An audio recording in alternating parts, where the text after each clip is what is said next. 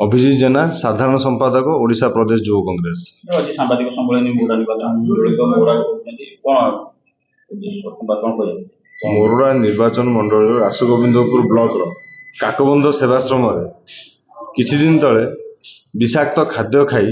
150 रु अधिक छात्र छात्री आज मेडिकल अच्छा रूपाली नामक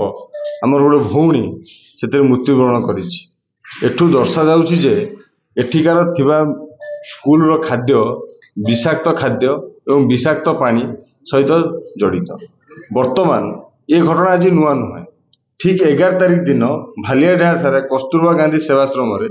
सेम घटना घटी जो 14 जन छात्री असुस्थ होते किंतु सरकार 11 तारिख घटना आज घटना भितर कौन पार्थक्य ना कि सरकार नीरव दृष्टा साजिश आमे दाबी करुचु मुख्यमंत्री जो आरडीसी तदंत देइछन यह एक तदंत सापेक्ष नुहे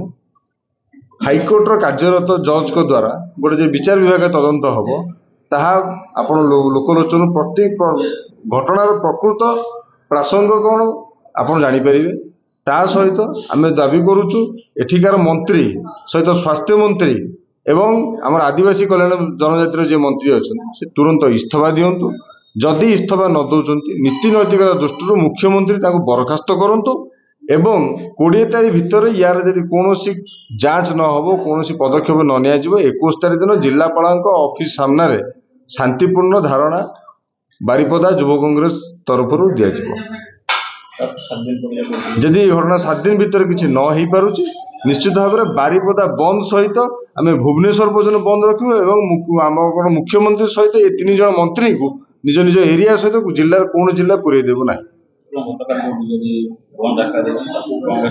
ना बीजेडी जो बंद डाकर दे बारिपदा माटीर स्वार्थपाई विरोधी दल हिसाब से आम भी समर्थन करुँ आम भी जो विरोध करूँ कि आम भी जो लोकों समस्या को नहीं विरोधी दल हिसाब से बीजेडी भी आमको समर्थन कर।